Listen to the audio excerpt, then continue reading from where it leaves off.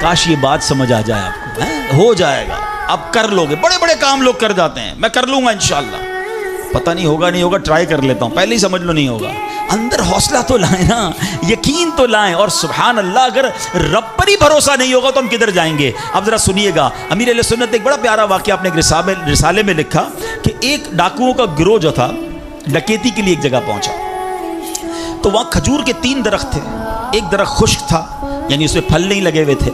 دوسرا درخت پھلدار تھا. تو ڈاکوؤں کا سردار نے دیکھا کہ ایک چڑیا جو ہے وہ پھلدار درخت سے اڑتی ہے, خشک درخت پر جاتی ہے, واپس پھلدار درخت پہ آتی ہے, پھر خشک درخت پر جاتی ہے. تو اس نے کہا چکر لگائی جا رہی ہے, کوئی ماجرا ہے. تو اس نے غور سے دیکھا تو کیا دیکھا کہ وہ چڑیا جو ہے وہ پھلدار درخت سے جو ہے وہ کھجور لیتی ہے, اور جب خشک درخت پر جاتی ہے تو وہاں ایک اندھا سانپ منہ کھولے بیٹھا ہے. وہ چڑیا جا کر اس کے منہ میں کھجور ڈال کے آتی ہے, پھر دوبارہ جاتی ہے کھجور لا کر پھر اس سانپ کے منہ میں ڈالتی ہے. وہ جب ڈاکوؤں نے دیکھا تو وہ تو حیران ہو گیا, رونے لگ گیا کہ اے اللہ پاک, یہ وہ جانور ہے سانپ جس کو مارنے کا حکم تیرے پیارے حبیب علیہ الصلوۃ والسلام نے دیا ہے, کیونکہ یہ مسلمانوں کو تکلیف پہنچاتا ہے.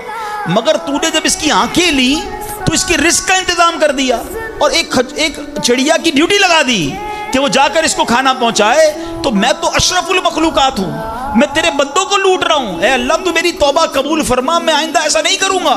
یہ رونے لگا. اب یہ سوچ رہا ہے سبحان اللہ.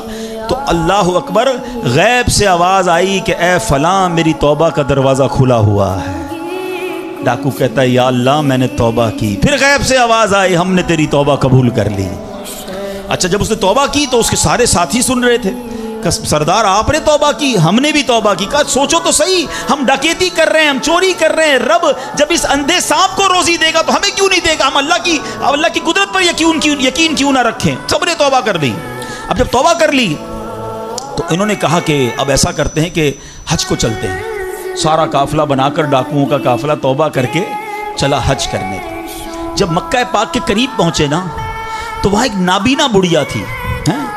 وہ ہر قافلے والے سے اس ڈاکوؤں کے سردار کا نام لے کے پوچھتی تھی. وہ بندہ آیا تو ڈاکوؤں کا جب قافلہ ہے تو کہا میں ہی تو وہ ہوں.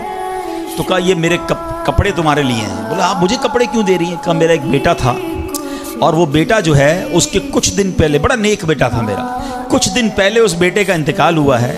یہ اسی کے کپڑے ہیں.